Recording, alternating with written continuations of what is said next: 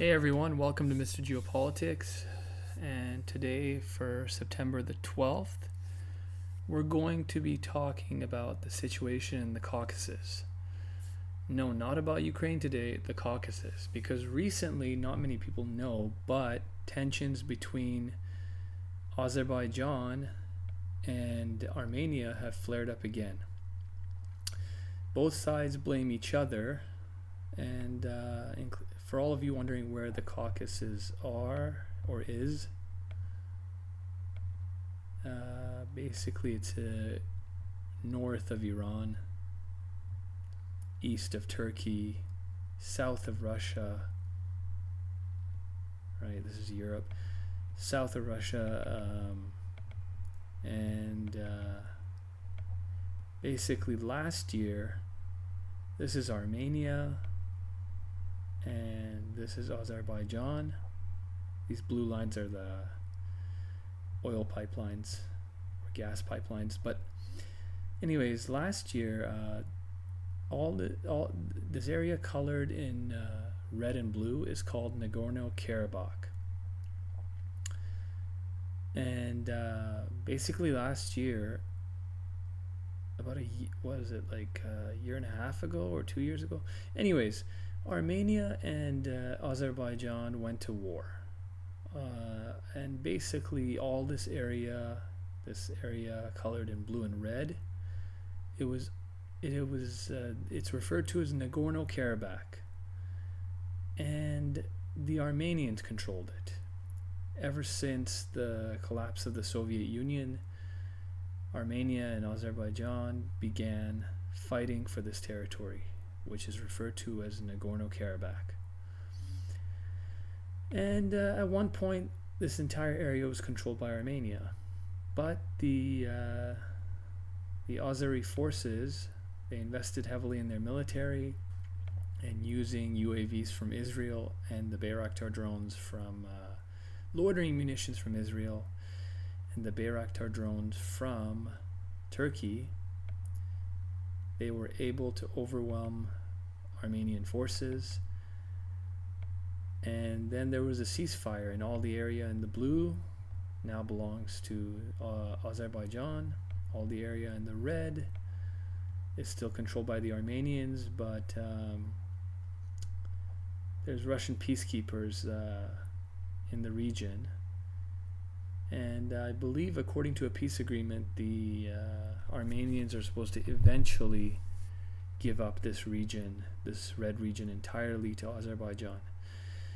Now, recently tensions have flared up again, and Azerbaijan has basically cut off Armenia from this region by taking the city or town of Lachin. But not just that, this entire chunk of territory in blue you see here, and you see this blue line right here, this other blue line here, basically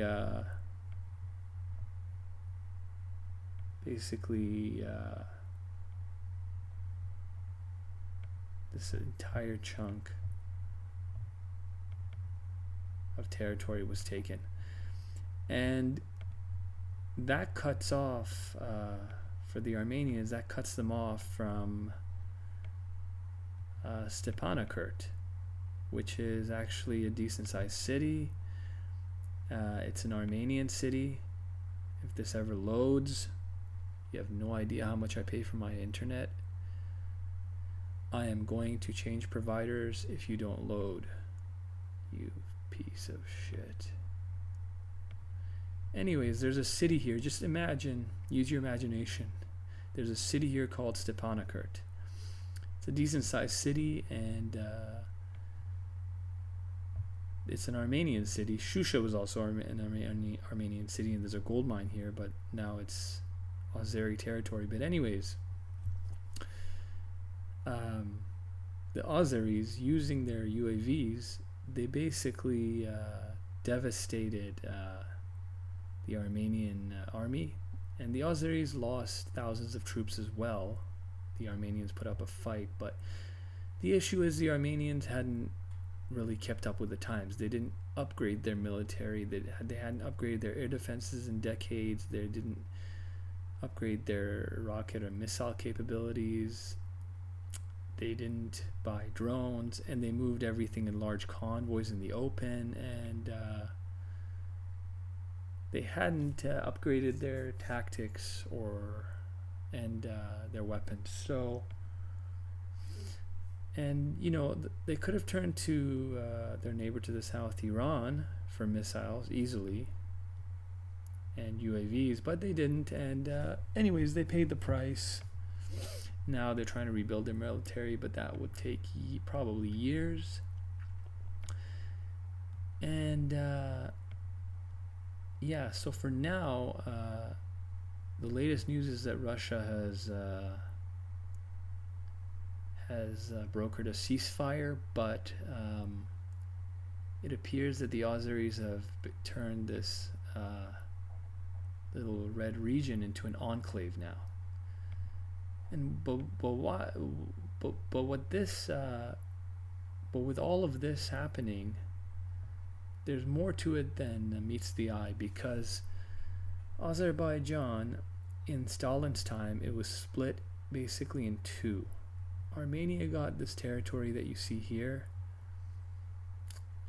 and Azerbaijan, the capital is Baku, right on the Caspian Sea. And Azerbaijan was split in two in Stalin's time. This chunk of land right here, which is the Azerbaijan, the main territory they control, and then there's an enclave which is called Nakhchivan. Nakhchivan is an enclave of Azerbaijan, and it's separated by Armenia. So obviously a lot of Azeris, what they would want to do ideally is cut through this entire territory and reconnect their main territory with their enclave Nakhchivan. And the issue with that is that the Azeris are allied with Turkey. They speak Azeri, but it's very similar to Turkish. They can understand each other. So Turkey is an ally of Azerbaijan, and we all know, or many of us know, about the Armenian genocide, when the Turks committed genocide against, I believe it's 1 million Armenians. The entire eastern portion, a lot of the eastern portion of Turkey was inhabited by Armenians, but the Turks committed genocide, or so most countries think. I believe most countries recognize the Armenian genocide. Many do. Many Armenians fled to Iran. Anyways, let's get to the point. For Iran, this is a problem. They have a large Azeri population of their own. They have a province called Azerbaijan, and they live right here in the northwest, where you see the city of Tabriz, and you see Lake Urmia right here. And a lot of Armenians during the genocide, they fled to Iran, so there's Armenians in Iran too. But anyways, the Iranians don't want Azerbaijan to take Armenian territory, which is not disputed, because Nagorno Karabakh is disputed territory, right? And the Iranians actually took Azerbaijan's side on this during this dispute. They said Armenia should return this territory to Azerbaijan. But anyways, Iran's supreme leader has stated that they will not tolerate for Azerbaijan to take this corridor which leads to Armenia for Iran. Because for Iran, they used to have access to Armenia through Nagorno Karabakh. But now Azerbaijan has taken that territory. Now Iran's only access to Armenia is through this corridor, right? And the Iranian supreme leader has stated that for Iran, this corridor is a red line. So basically, if Azerbaijan were to go for this corridor, Iran would militarily intervene.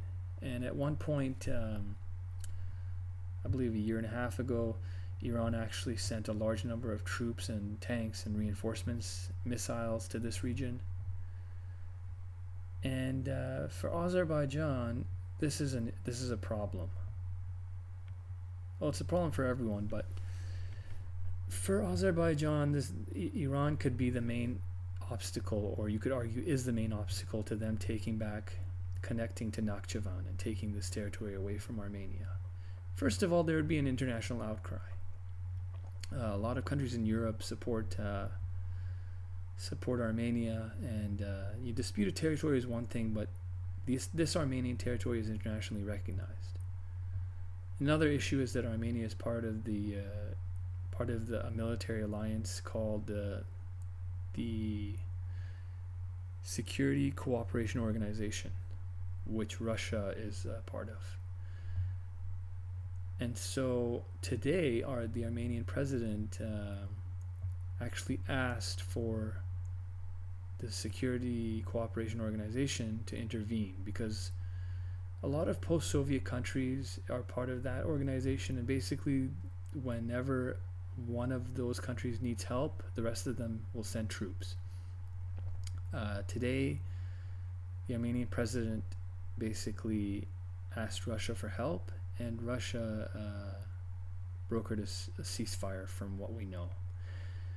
And Azerbaijan is taking advantage of this because right now Russia is busy in Ukraine, and so they're taking advantage of the situation. Anyways, why is Iran a problem for Azerbaijan and its aspirations to connect the mainland to the enclave of Nakhchivan? Because if you look at Nakhchivan, the entire southern portion of Nakhchivan shares a border with northern Iran, right? This entire portion right here. So in theory, the Iranians could send troops into Nakhchivan on a wide front. Let's measure it actually. Yeah. So if we measure it approximately on a 150 kilometer or 90 mile front, Iran could send troops into Azerbaijan, into Nakhchivan. Now, if Turkey, who's Azerbaijan's ally, if they wanted to intervene, that could mean war with Iran, and that would mean Turkey would have to send troops to Nakhchivan. But the problem for Turkey is that the only access Turkey has to Nakhchivan is through a narrow mountain pass. So basically, if the Iranians took out, using their missiles, in theory, if they destroyed this mountain pass, then Turkey would have no access to Nakhchivan. Their only way of accessing it would be to go through Iran. And this entire area, if they were to go through Iran, that would basically mean war. And this entire region is very mountainous. It's all mountains. And fighting and advancing in mountains is extremely difficult. So in theory, the Iranians could set up a defensive line right here on the west, on their border with Turkey. They could destroy Turkey's route into Nakhchivan, and then they could send troops, and it could be maybe 24 hours or less, because the Iranians will have overwhelming numbers. They have missiles, UAVs, fighter jets. They could likely take this territory. And that's the situation we're in now, where Iran will not tolerate, their supreme leader has set it as a red line that they must have access to Armenia through this corridor.